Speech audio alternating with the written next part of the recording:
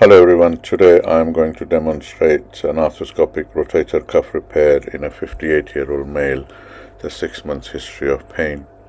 These are his MRI scans, which shows a fairly large rotator cuff tear both in the coronal and the sagittal planes.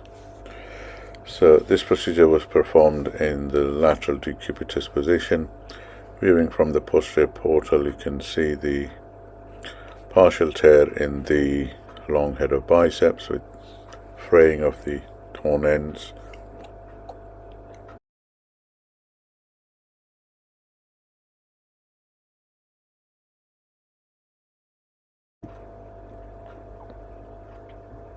And the rest of the glenohumeral surface looks okay. The posterior cuff looks fine, and one can see a tear in the anterior half of the rotator cuff. First step is to do a biceps tenotomy, and at this stage I could see there was some partial thickness tear extending, and I performed a release to convert this into a full thickness tear. Going in the subacromial space, you can see the tendinopathy signs, so I'm going to proceed with a standard bursectomy as well as acromioplasty.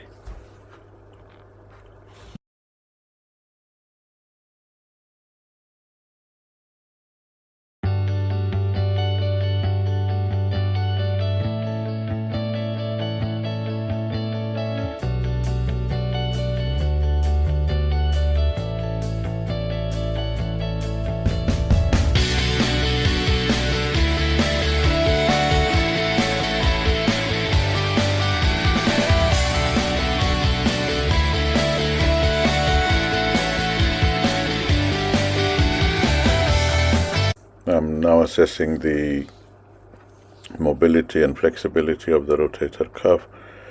The tear is gone slightly posterior, so anterior there isn't much of mobility, but the posterior flap does come in and can be reduced quite well.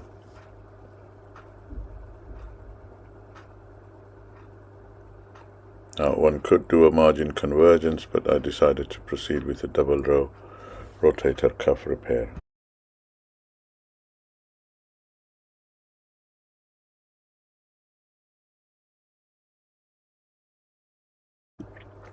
This is just going through the acromioplasty.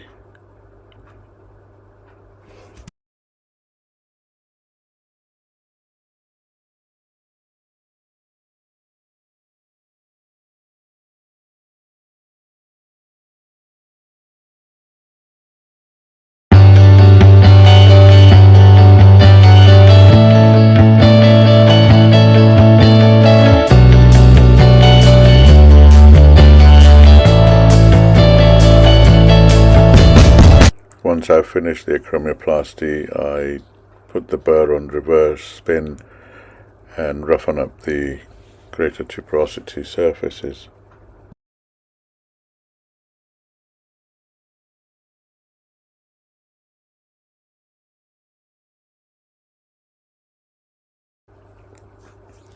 After debriding the cuff, I'm now going to start inserting my medial row anchor.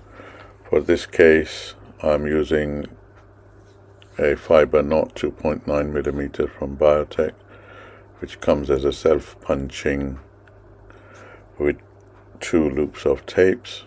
So identifying the correct position, followed by insertion of the anchor.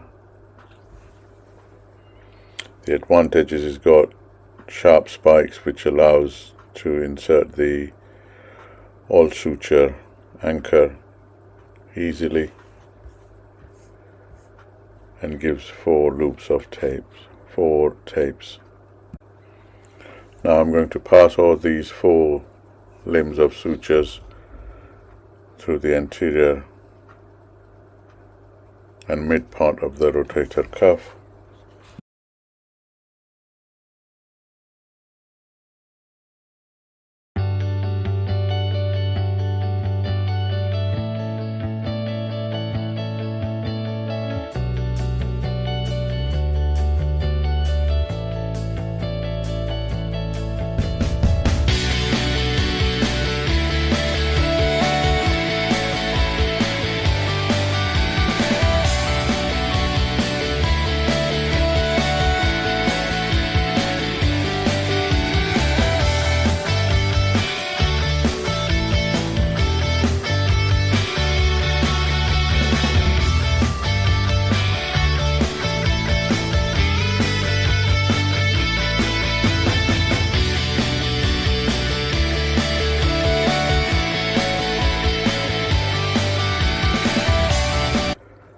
visualization from the posterior portal was a bit poor. I swapped the scope to the lateral portal and through a separate superior portal, inserting the second all suture FIBERKNOT 2.9mm anchor.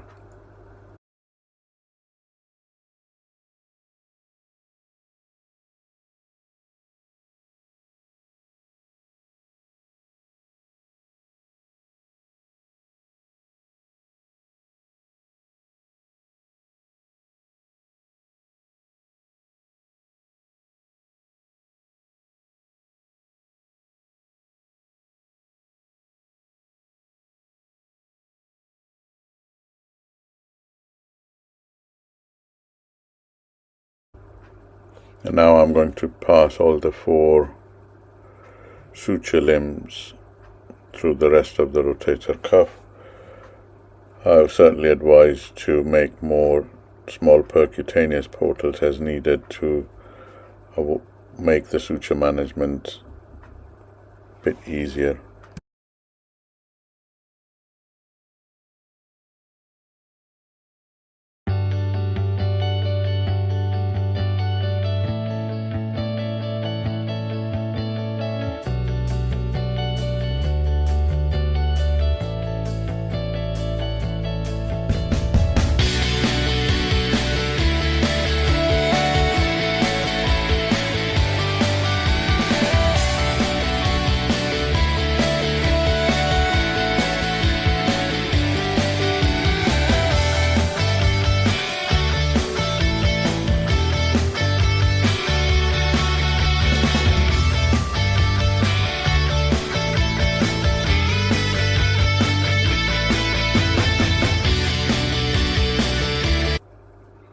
So I've taken 2 limbs of sutures from the posterior anchor and 2 from the anterior anchor, and I'm passing those through a single 4.75mm LR anchor. Initial step is to use a punch to make the pilot hole.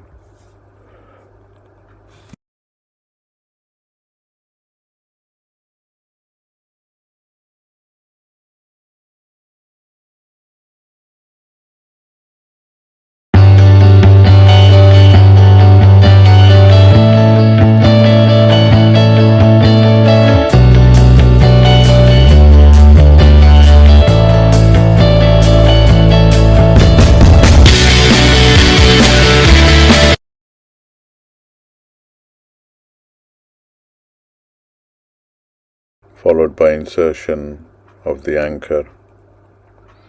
This anchor has dual pitch, which allows good compression and provides an excellent hold in the humeral head. It's particularly useful for osteoporotic bones.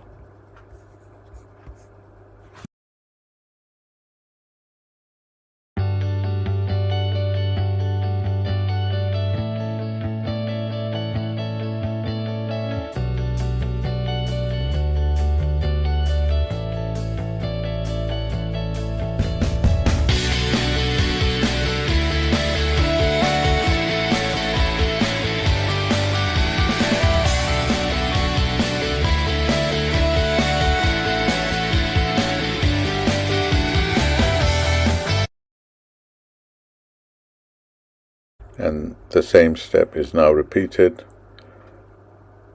going anterior to the first lateral anchor. I prefer to do the posterior anchor first, as there is more room in the anterior part than posteriorly.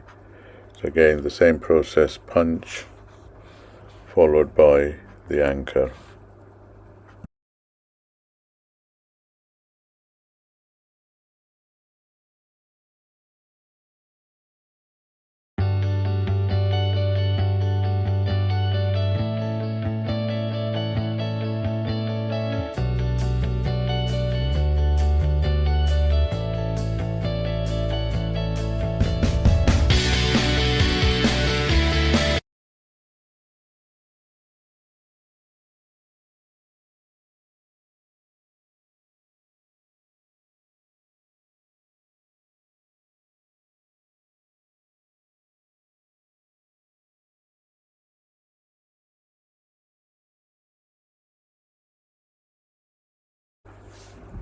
And you can see this is a screw-in type anchor.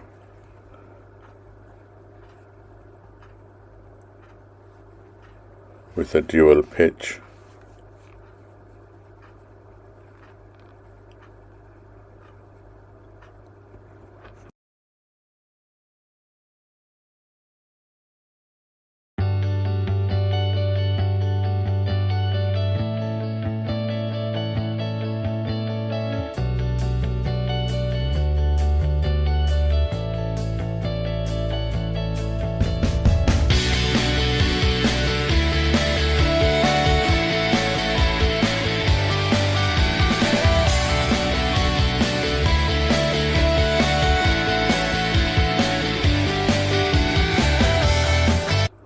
And this is the final repair. You can see 4 tapes in each anchor with excellent coverage